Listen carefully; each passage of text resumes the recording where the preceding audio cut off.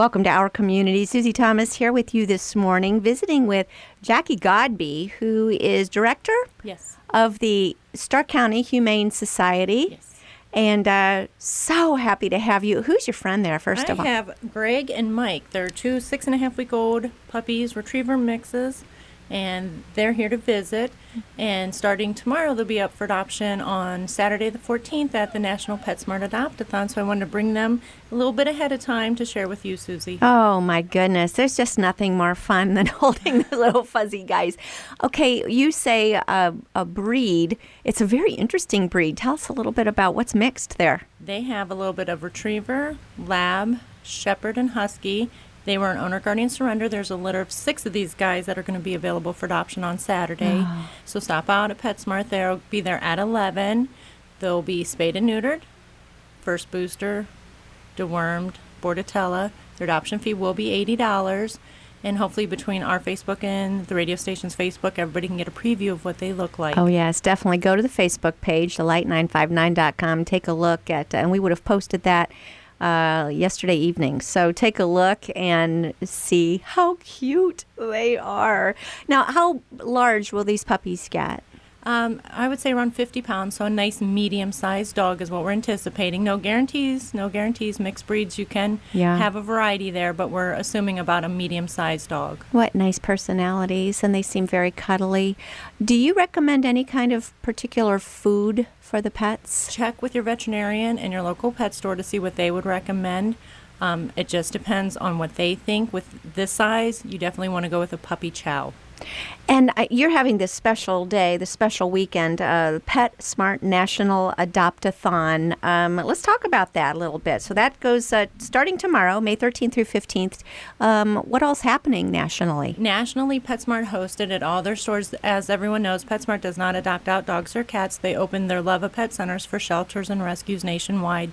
And they help us to promote and invite families to find a forever pet, someone that's going to love and grow with them, their children, their families. And it just is well put together. PetSmart offers different coupons, training classes, and you get about $400 worth of savings of different stuff from PetSmart to go along with your new friend. Mm-hmm. There's so many times, I think, when we've got a birthday coming up or Christmas, the excitement of Christmas. Perhaps somebody will think about buying a bunny at Easter time. And that's not always a good idea, is it? No. To make it be that great big ta-da gift. Although it makes a very cute picture seeing the little puppy peeking out of a stocking. That's hard on the pets, isn't it? Yeah, and a lot of times getting an animal as a gift, if the family doesn't know ahead of time or it's not something pre-planned by mom and dad, it's always not wanted after the holiday season, so that's where they end up at the shelters and different rescues. So if you do consider doing a gift for a pet or a gift as a pet, check with mom, dad, make sure it's okay with the family, the size, the breed, and if it's for a child, make sure that the child has the experience and knowledge to be able to care for that pet. And that brings up another thought. It seems that the children should have a hand in getting to pick, because isn't it when you go to the shelter, there's a connection or not as you're going through? And tell us about that. What happens when families go through? What makes a good connection between families and pets? And we get a lot of adult animals in too, so a lot of times we ask that the whole family be a part of picking the animal that they're going to adopt out, that mom or dad can come in ahead of time, maybe pick one or two that they're interested in, but then we ask that the children, anyone living in the household, come out, spend some time with that pet, make sure that there is a connection between the children, the dog or cat, and if they have other animals at home, we ask that they bring those with them as well. It was always funny in our family with our boys growing up. That seemed to be something Dad and the boys would do whenever I was sick. So Mom's got the flu, let's head to the Humane Society. And that became a little tradition. They come home with puppies galore. Aww. So, yeah, I never got to be a part of that. But they... Right. I think that's why. They waited till I was out of commission, and then they'd go pick out the pets. But they did some days better than others. Right. And even though we want it to always work out and it may go good, we do allow people, if it doesn't work out in the household or there's a change of lifestyle and, God forbid something does happen, we always take the pets back. We just ask that you call us so that we can hold a cage or run and make the right arrangements for the animal to come back to us, because you just never know. Exactly. Things can happen. What about this situation? Sometimes a couple will get started and they've got a pet and they love the pet, and then there's a new baby on the way.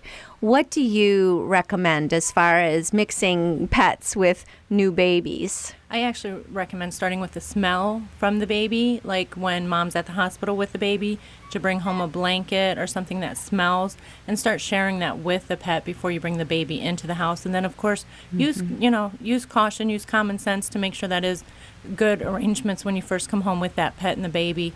But, just bringing home the smell of the baby prior to the initial baby kind of gives you an idea as well. What a brilliant idea. Are there some breeds that are better around children than other breeds? Depends how they're raised. Each breed, everybody always hears stuff. You see stuff on Facebook, you see stuff, on the news, but you always want to research the breed, check with your pediatrician, check with your veterinarian, and see how and what they recommend. But, if you have a newborn baby, you may not want to go adopt an adult dog. You might want to start with a puppy or kitten, which is a lot more work at first, having a baby, having a puppy or kitten, but then they're going to kind of go together. Here's what I like about going to the shelter and adopting a dog that might be a little bit older is you're getting a house-trained dog for the most part, right? Yes.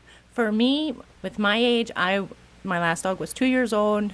He was already neutered, already housebroke, good with kids. So it fit in. I have older children, so we went out, spent some time, met him, went back the next day, did a follow-up with that, and it's been great because I work a lot of hours. I don't have time to housebreak. I didn't want to be running, back and forth, letting the puppy in and out. So, yes. Definitely consider an adult dog depending on your schedule, your work schedule, the activity of the children, the age of your children, and find that pet that works for you and your family. Mm-hmm. It may not be a decision that just happens right away. You may have to come back a few times, but you'll know the pet picks you as well as you picking the pet. Now, you are not new to the Humane Society at all. You've been there actually how many years? 22 years. Wow. And you started working there. You look like you started working there then when you were 2. So I wish. Well, thank you. Thank you. That was very how nice of you. long have you, you were how old when you started? Well, might not want to give away your age, but you were quite young, right? Yes, I was, yes. So you've seen some changes in how we do Humane Societies. Tell us a little bit about that. When I started back in the 90s, it was quite different. It was a traditional shelter. At that time, there was the 21-day time limit. We had a lot more animals coming in. So over the years that I have been there, I have seen some decrease in the numbers of animals coming in that are homeless. Nothing huge, but, somewhat to see that the spay-neutering is helping our community with the pet population. And that's something that we started just this year, is we're trying to spay and neuter all the pets prior to adoption. When you have a pet at home, your veterinarian normally won't do that procedure till they're about 4 to 6 months old. In shelter medicine, our vet can do that at 2 pounds. So our goal is to try and spay and neuter as many as possible and try to run that at 100% fixed rate daily. Do you have strictly dogs and cats? Once in a while, we'll have rabbits or guinea pigs or birds. If we get caught out, say there's an eviction, a home, something happens and they need us, we'll take those pets. I mean, I've seen goldfish there. I've seen pet skunks there. I've seen bearded dragons. If the community fire departments, law enforcement needs us, we'll go out and help them in any way we can to get the pets to a safe environment until either the owners of the pets can get them back and get proper arrangements. We one time had over 40 rabbits from a house that had caught on fire, and we kept them, and through the community they were able to get a new home. They did come in and get some of the rabbits, and some of the rabbits went to rescue, and we adopted some of the rabbits out. But, we have a van on call 24 hours a day for sick and injured animals, so we never know what's coming in. Is it the old scenario of the dog catcher going around? Now, that's for the pound, of course, the city pound. What do you have a relationship with them? Yes. Okay, tell us about that. With the Stark County Dog Warden, we do. Their job is to protect the people from the animals, and our job is to protect the animals from the people. So we do work hand in hand a lot. We pull some of the dogs from their shelter, from their facility on Mahoning Road. They don't have as many dog runs as we do, so once they're full, we'll have them bring us a couple of their dogs, so that allots them some room for new coming dogs. So we work with them quite often. Somebody else wants to be interviewed, huh? You just slide right up there to the microphone, and so cute. Okay, you kind of said quickly about the 21 days, because none of us like to think about that. Those days of the Humane Society, and it was humane. However, that was a nice euphemism for we all know what was happening after 21 days. You are a no-kill shelter now, correct? I wouldn't say no kill. As long as the animals are healthy and friendly, they can stay at the shelter. If there is something wrong with the animal and our veterinarian would make that decision that that animal is suffering or could endanger the population of the pets within the shelter, then that is a decision that the veterinarian on staff could make to, either, every pet gets old. Some Right. of them, we get sick and injured animals in on a daily basis. So that's not a decision that's just made by anybody. That is a veterinarian decision. Yes. So I wouldn't say that it doesn't happen, but it is a decision that is made by a veterinarian. But the animals can be there as long as they're happy, healthy, and friendly. We just recently got some dog play areas built outside, donated by pawshop.com. So we have 25 by 100, two of those, and a 25 by 50 to help keep the pets happy and healthy, get that energy level out so that they're just not sitting in a cage thinking, okay, this is going to happen, this is going to happen. Volunteers come in, staff walk them, play with them. We have kitty play areas, so we're trying to keep them as happy while they're waiting on a home as possible. So no longer and gone are the days of they're on the clock. Once they get there, then the countdown starts. That is and correct, yes. that does not happen anymore. As long as they're healthy and happy and not dangerous to themselves or others, they have a home there until you find them a forever home. Yes, that is correct, Susie. That's a really, Yes. really good news. And I've not heard it that way, so that is a nice way. That is, their temporary home. We've had some pets that within a matter of days find a home, and then we've had others that have been there, 500 and some days. And social media is very helpful when you post that stuff to get that animal awareness and that he's waiting. There was a black shepherd named Bruce Wayne a couple years ago. I believe he got to 565 days. No one wanted Bruce Wayne. So he was a handsome guy, but he was a handful. And he did find a home, so we Oh, do my. have our animals up on Patango.com. They're on our website, starkhumane.org. And then we also are very active on Facebook at the Stark County Humane Society. And any upcoming events, adoption photos, we try to share with the community as best as we can.